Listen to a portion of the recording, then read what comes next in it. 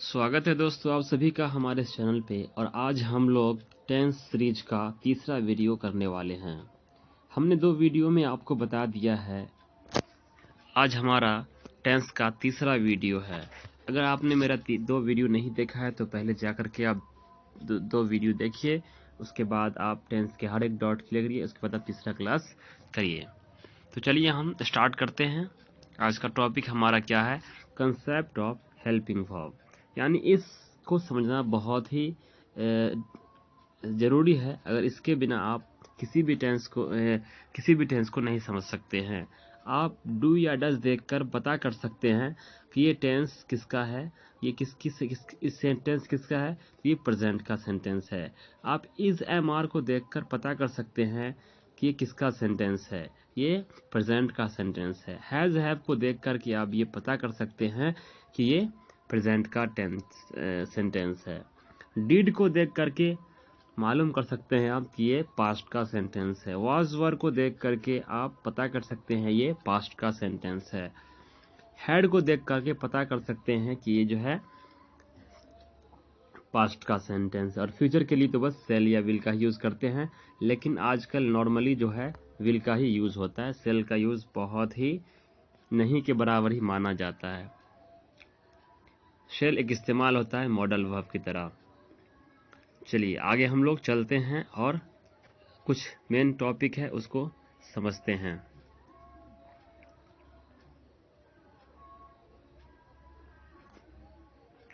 हमने यहाँ पे लिखा जब मेन वर्ब की फर्स्ट फॉर्म होती है तो काम इंडेफिनिट होता है। बिल्कुल, जब मेन वर्ब की फर्स्ट फॉर्म होती है, जैसे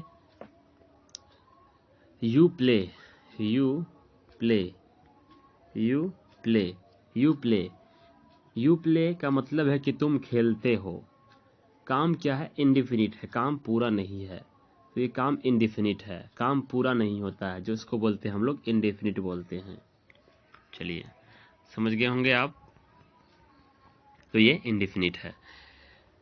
दूसरा टॉपिक मैंने क्या लिखा? जब मेन वर्ब के साथ आईएनजी लगा होता है तो काम कंटिन्यूअस होता है। जैसे कि he is going, he is going, he is going. तो ये गोइंग क्या है, किसको बता रहा है? ये बता रहा है कंटिन्यूअस को। ये बता रहा है कंटिन्यूअस को बता रहा है। ये किसको बता रहा है? कंटिन्यूअस को। गोइंग किसको बता रहा है? कंटिन्यूअस को बता रहा है। चलिए आगे चलते हैं हम लोग और चलिए हम लोग समझते हैं अब आगे की ओर। जब मेन वर्ब की थर्ड फॉर्म लगा होता है तो काम क्या होता है? परफेक्ट होता है। तो काम क्या होता है? परफेक्ट होता है। तो हमने कंसेप्ट ऑफ हेल्पिंग वर्ब को समझ लिया। जैसे कि यहाँ पे लगा रहेगा he has eaten, he has eaten, he has eaten. तो आपने क्या देखा? यहाँ पे कौन सा वर्ब लगा हुआ है? यहाँ पे वर्ब लगा हुआ है V3। तो ये काम क्या है? परफेक्ट है। ये काम क्या है? परफेक्ट है। काम क्या है? परफेक्ट है। चलिए उम्मीद करता हूँ कि आपने ये तीनों चीज़ को समझ लिया होगा। फिर भी कोई दिक्कत आती तो आप मुझे कमेंट भी कर सकते हैं। वहाँ से आपकी सारी परेशानी दिक्कतें जो है दूर की जाएगी।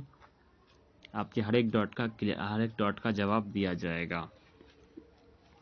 चलिए हम लोग अब चलते हैं नेक्स्ट स्लाइड पे और समझते हैं कुछ और टॉपिक्स। प्रेजेंट टेंस को आज हम लोग समझ लेते हैं। कल हम लोग समझेंगे प्रेजेंट कंटिन्यूअस टेंस को। अगली वीडियो में हम लोग समझेंगे प्रेजेंट कंटिन्यूअस को।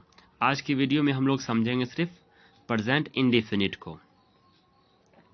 प्रेजेंट इंडेफिनिट का जो सेंटेंस होता है वो होते हैं 6 टाइप के सेंटेंस हमने बनाए हैं आपकी सहूलियत के लिए। चलिए हमने क्या क्या बनाया है सेंटेंस में। हमने पहला सेंटेंस बनाया अफर्मेटिव। अफर्मेटिव, अफर्मेटिव में क्या होता है कि इसमें सिर्फ बात को एक्सेप्ट किया जाता है। बात को सिर्फ एक्सेप्ट कर लिया जाता है। एक्सेप्ट कर लिया जाता है बात। इसको मिटा दिया जाए। अफर्मेटिव में क्या है? बात को सिर्फ एक्सेप्ट कर लिया जाता है, एक्सेप्ट कर लिया जाता है बात को। और नेगेटिव में क्या होता है कि नहीं में बात होती है, किसमें, नहीं में बात होती है। जैसे मैंने यहाँ पे लिखा he goes to market, he goes to market, he एक सब्जेक्ट है, गोज एक V1 है, V1 या V5 है, ये V5 है, अब प्लस ऑब्जेक्ट, ऑब्जेक्ट क्या है, other word, he goes to market, ये क्या है, एक अफर्मेटिव सेंटेंस। इसी का नेगेटिव सेंटेंस देख के मालूम चला you do not go to market, तुम मार्केट नहीं जाते हो। क्या है, सब्जेक्ट, और डू डज आप देख करके मालूम कर सकते हैं कि ये किसका सेंटेंस है, ये प्रेजेंट का सेंटेंस है। और वर्क कौन सा है, तो वर्क है इंडिफिनिट, क्योंकि हमने यहाँ पे डू डज का इस्तेमाल किया है, और डू डज का इस्तेमाल वहीं होता है जहाँ सेंटेंस क्या होता है, इंडिफिनिट होता है, प्रेजेंट इंडिफिनिट है। आप सेंटेंस देखें डू डज, आप समझ में आ गया आपको कि ये प्रेजेंट इंडिफिनिट का सेंटेंस है। चलिए आगे चलते हैं। Do you go to market, ये नेगेटिव सेंटेंस है। Do you go to market, do you go to market, ये इंट्रोगेटिव सेंटेंस है। यहाँ पे सवाल किया जा रहा है, do you go to market, क्या आप मार्केट जाते हैं। तो डू डज प्लस सब्जेक्ट, यहाँ पर हमने स्ट्रक्चर भी लिख दिया है। इसका नोट्स मैंने मुकम्मल बना रखा है, आपको PDF में मिल जाएगी, डिस्क्रिप्शन में मिल जाएगी, वहां जाके से आप लोड कर लेंगे। चलिए आगे चलते हैं और समझते हैं।